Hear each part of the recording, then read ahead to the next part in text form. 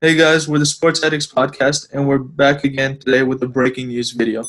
Jamal Adams has been traded to the Seattle Seahawks, and the official details of the deal is Jamal Adams and a fourth-round pick go to Seattle, and Bradley McDougald are two first-round picks, one in 2021 and one in 2022, along with the third-round pick in 2021, will be going to the Jets. So Ash, what do you think about this trade? I think this trade is pretty much just a desperation move from the Seahawks to try and catch up to the 49ers. Russell Wilson, he's in his 30s. He does not have unlimited amount of years left to play, and they just want to take advantage of his prime years. I think this is an attempt to shore up their very poor defense. I think what they've paid for this deal is a bit of an overpay, but I think it'll definitely improve their defense. But I think my biggest problem with this deal is that it's a safety. It's not a defensive lineman. It's not an offensive lineman. It's a safety, and we know safeties are not as valued as highly, especially at this time, at the present day, as important positions like edge rusher or offensive tackle or quarterback. And the fact that they gave up 2 firsts and a third, and as well as Bradley McDougald, looks like a bit too much. I think I want to go over Bradley McDougald. I think he's a very underrated safety.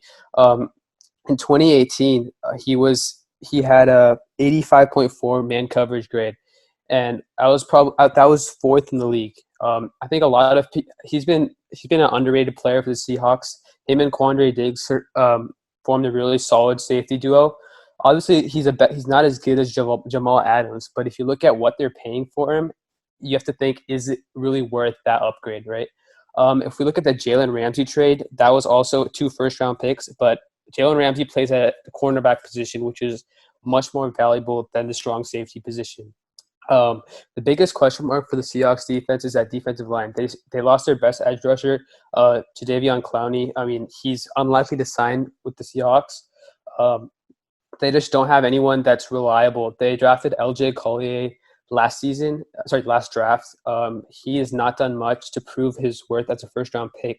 So they just don't have any consistent edge rushing pass rusher to get to the quarterback. And in a division with Kyler Murray, Jared Goff, and Jimmy Garoppolo, you just need to add pressure. Those guys struggle when they're under pressure, and when you're not bringing pressure, they usually feast on the defense. So I mean, I'm not really sure. I'd give this trade a C-. I think the Jets got a really good haul out of Jamal Adams. They're not close to contention, and I just don't see. I think they made a smart decision by not signing him to the big deal that he wants, because as I said, they're not close to contention, and one player of his caliber at his position is not going to vault them into the top of the AFC East. I agree with you. There are 2 other points I want to bring up. It's one, that Jamal Adams hasn't really signed a contract extension, so this might as well be a 1-year rental because his contract demands are somewhere in the $16 million range, right? And if the Seahawks, who are basically tight in cap space, they couldn't sign Jadeveon Clowney because of cap space issues. What do you, 16 to 17 mil? That's still a high amount to pay for safety, and if they can't find enough cap space to sign him, it's going to be a 1-year deal, and they're trading 2 first-round picks and a safety for potentially a 1-year rental. So they're going to have to figure out a way to sign Adams, lock him up for the future. And I think this is really similar to the Jalen Ramsey deal, right? Because when Jalen Ramsey got traded, he didn't immediately get a new deal when he arrived with the Rams. And in this case, both Jalen Ramsey and Jamal Adams have all the leverage, because we all know that the Seahawks did not give out this huge package just for a 1-year rental. Exactly. So whatever asking price that Jamal Adams has, and even Jalen Ramsey, they're going to have to accept that and just pay him that kind of money. And that's a problem with not doing a deal right now, because if you agree on a deal right now, I mean, you know how much you're going to pay him, and you know that you're going to lock him in for the long term. But when from a year from now, he's playing on his final rookie deal, I believe, rookie year deal this year, and then he has a 5th-year option. So he has 2 years, but I mean, if he doesn't get what he wants probably next offseason, he could hold out again. And the Seahawks are going to be forced to pay whatever he wants, which could be upwards of 15 to 16 million for a strong safety. So, I mean, I'm skeptical. If I were the Seahawks, I probably would have got the deal done right now so they could not worry about him, get him locked in for the long term. Yeah, I think it'll be really tough for the Seahawks because they're going to have to carve in, like you said. And another thing I want to mention is that the Jets, they got rid of Jamal Adams, they got rid of Leonard Williams last year, and now they're left paying C.J. Mosley about $17 million a year. So do you see him getting traded or released? Because at this point, the Jets are on a full-on rebuild. They really don't have that many building blocks on defense or offense for that. Say, do you see them potentially getting rid of Le'Veon Bell as well? Because at this point in a rebuild, at that age, he's not going to last for more than a couple of years. And by the time they potentially, let's say they get a few building blocks, he'll be 30. Do you see them Jets basically getting rid of all their veteran talent, such as Le'Veon Bell, C.J. Mosley? So what do you see happening there? I mean, I don't know. I don't think they want to. First of all, they didn't even want to get rid of Jamal Adams. The reason they traded him is because he was so adamant that he was not going to play for them and he was not going to sign a new contract for them because of the ownership, the coach, everything.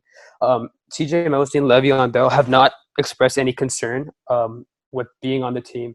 Did you see C.J. Mosley Le'Veon is only Bell's 28 reaction, years though? old. He was really, really mad that Adams left. I don't know how he actually feels about playing on this bad of a team. Like I think that in my opinion he's gonna want out. He's gonna ask for a trade to another team because there's no point wasting. Well, he's obviously getting a good amount of money, but there's no point in playing a running back position for a team that one refuses to hand the ball off to you and a team that's going to be bad. I feel like he's going to ask for a trade to a potentially better team where his services are better put at use. Yeah, I mean, I think one thing that we have to keep in mind is that last year during the trade deadline and the 2019 season in October, they were shopping around Le'Veon Bell. Nobody traded for him because of obviously his very bloated contract, which he's not played up to, at least as of last year. But if the Jets do get a fair package where the team can take on most of that deal, whatever $13 million it is, or whatever it is, I think they will try to get rid of him. For C.J. Mosley, I think he's a really solid player. Last year, he didn't play in the full season. I believe he got injured. But, I mean, he's still 28 years old. And for a linebacker, that's right now he's probably right in his prime, maybe a little bit towards the end. But he still has a lot of good playing years left. And in the NFL, we know how fast teams can transform. I mean, just look at the 49ers last year. They went from second overall pick to winning the National League. NFC, sorry. Yeah, I mean, I think the fact that the Jets can get they're a few pieces away, in my opinion. They just need a solid right tackle, a solid number 2 corner, and another wide receiver, which they can get with multiple first-round picks in the next 2 years. I think they can get a quick rebuild going. I think in 2 years, they'll be competing for the AFC East title. Yeah, it'll be fun to see what the Jets do with the loaded draft ammunition they have there. I mean, if they hit on potentially all those first-round picks, you can see this team quickly going from a bottom dweller to a potential fringe playoff team. And it'll be fun to see how this turns out. Yep.